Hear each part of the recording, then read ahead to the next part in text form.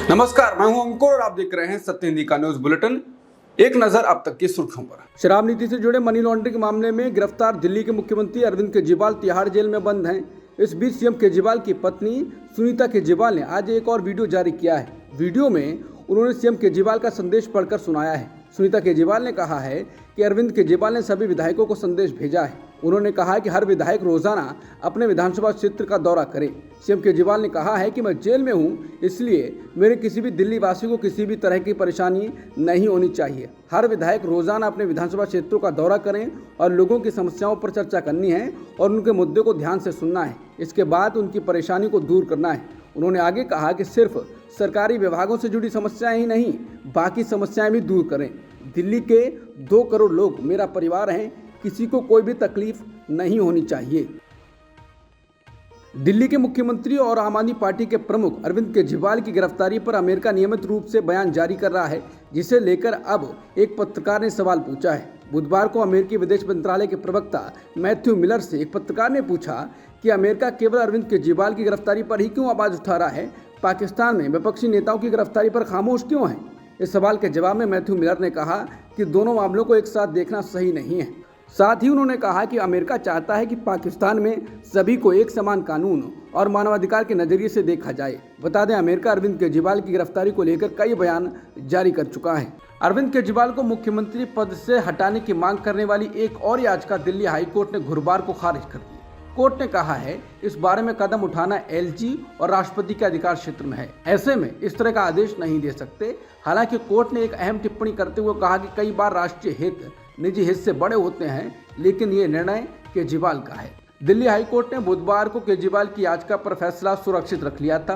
केजरीवाल के वकीलों के पास गुरुवार तक लिखित दलील देने का वक्त है। इस बात की उम्मीद जताई जा रही है कि आम आदमी पार्टी के मुखिया की याचिका पर कोर्ट आज यानी गुरुवार को आदेश जारी कर सकता है। बुधवार को सुबह कांग्रेस से इस्तीफा देने के बाद दोपहर में ही गौरव वल्लभ बीजेपी में शामिल हो गए। कांग्रेस से इस्तीफा देते हुए उन्होंने कहा था वो पार्टी में सहज महसूस नहीं कर पा रहे हैं, वो धर्म से हिंदू हैं और सनातन विरोधी नारे नहीं लगा सकते।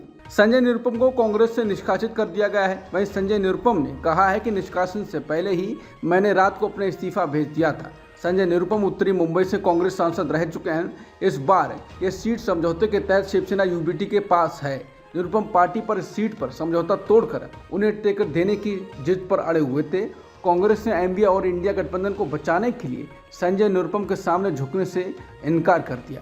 संजय निरुपम ने कांग्रेस से निकाले जाने के बाद कहा है कि मैंने निष्कासन से पहले ही इस्तीफा दे दिया था।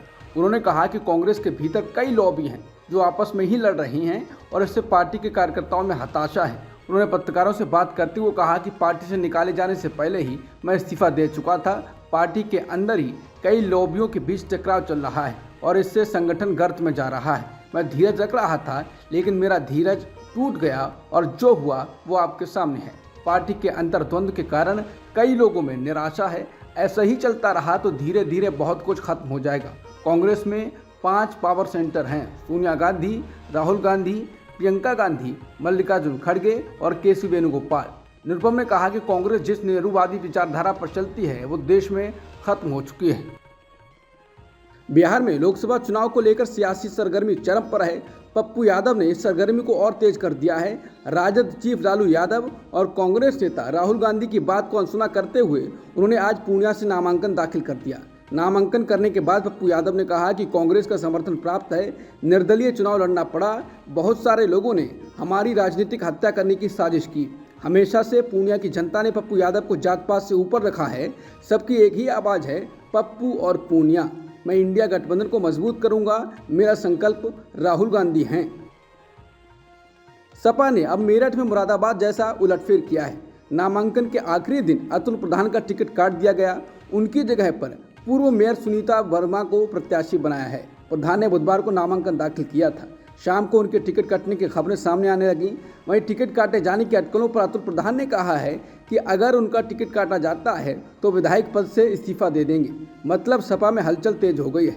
अखिलेश यादव के द्वारा टिकट देने और फिर अगले ही दिन काटने की हरकतों की काफ़ी लोग निंदा कर रहे हैं। वैसे ये पहला मौका नहीं है जब समाजवादी पार्टी ने लोकसभा चुनाव के लिए किसी सीट पर उम्मीदवार बदला हो। इससे पहले पार्टी ने मुरादाबाद, बागपत, वाराणसी और बदायूं जैसी सीट पर अपने उम्मीदवार बदल दिए। बिजनौर लोकसभा सीट पर भी सपा ने प्रत्याशी बदल दिया है। समाजवादी पार्टी के द्वारा मेरठ सीट से उम्मीदवार बदलने पर जयंत चौधरी ने तंज कसा है। जयंत चौधरी ने सपा पर तंज कसते हुए कहा कि वो लोग किस्मत वाले हैं जिन्हें कुछ घंटे के लिए टिकट मिलता है और जिनका टिकट नहीं कटा उनका नसीब। कांग्रेस की पूर्व अध्यक्ष सोनिया गांधी ने गुरुवार को राज्यसभा सांसद के तौर पर शपथ ली। सोनिया राजस्थान से राज्यसभा सांसद चुनी गई हैं। ये पहली बार है जब सोनिया गांधी राज्यसभा सांसद चुनी गई हैं। राज्यसभा के सभापति और उपराष्ट्रपति जगदीप धनखड़ ने उन्हें शपथ दिलाई। अंग्रेजी अखबार द हिंदू की रिपोर्ट कहती है कि घाटे में चल रही 33 कंपनियों ने भी 582 करोड़ के चुनावी बॉन्ड दान दिए, जिसमें 75% भाजपा को मिले हैं। रिपोर्ट में दावा किया गया है कि एक विश्लेषण से पता चलता है कि सत्तारूढ़ भाजपा को चुनावी बॉन्ड दान करने वाली कम से कम 45 कंपनियों के फंडिंग स्रोत संदिग्ध हैं। लोकसभा चुनाव 2024 में टिकट बंटवारे से नाराज कई नेताओं ने चिराग पासवान की पार्टी लोक जनशक्ति पार्टी को छोड़ने की घोषणा कर दी है। मीडिया रिपोर्ट्स के मुताबिक पूर्व सांसद और पार्टी के वरिष्ठ नेता रहे अरुण कुमार के इस्तीफे के बाद 22 नेताओं ने पार्टी से इस्तीफा दे दिया है। जम्मू में अपनी इस जनसभा के दौरान पीएम मोदी ने कहा कि मुझे संतोष है कि मेरे छोटे भाई चिराग पासवान पूरी गंभीरता के साथ रामविलास पासवान के विचारों को आगे बढ़ा रहे हैं। बिहार की धरती हमें दिशा दिखा रही है, लेकिन दुर्भाग्य से आज़ादी के बाद बिहार में लोगों की 5-6 पीढ़ियों के साथ न्याय नहीं हुआ। कांग्रेस पार्टी के पूर्व अध्यक्ष और लोकसभा सांसद राहुल गांधी ने दूसरी बार केरल की वायनाड लोकसभा सीट से बुधवार को अपना नामांकन दाखिल कर दिया। राहुल गांधी ने अपने शपथ पत्र में बताया कि पिछले 5 सालों में उन्हें 6 करोड़ रुपए की इनकम हुई है। शपथ पत्र में राहुल ने अपनी कुल संपत्ति 20 करोड़ 39 लाख रुपए की बताई है। इससे पहले 2019 में उन्होंने 15 करोड़ 88 लाख रुपए बताए थे। बीते 5 साल में राहुल गांधी की संपत्ति में करीब 5 करोड़ रुपए का इजाफा हुआ है। शपथ पत्र के मुताबिक राहुल के पास 55,000 रुपए नकदी हैं और 26,25,000 रुपए 2 बैंक खातों में जमा हैं। इसके अलावा राहुल ने बताया कि उन्होंने 25 कंपनियों के शेयर खरीदे हुए हैं, जिसमें उनके 4 करोड़ 33 लाख रुपए जमा हैं।